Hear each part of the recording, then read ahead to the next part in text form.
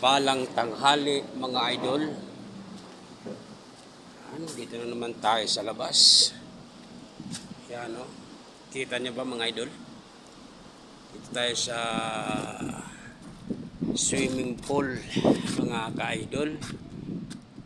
Mapagpalang tanghali mga idol. Yan ang gusali mga idol. Mapagpalang tanghali sa ating lahat mga ka-idol. Kita mo naman ang paligid natin mga idol, no? Napaka happiness ika nga mga idol, yan, no? Nagtatayo ang mga building mga idol, yan, mga buildings kung saan ang mga gusali mga idol. Yan po yung swimming pool natin. Yan, pagkita po natin ang mga swimming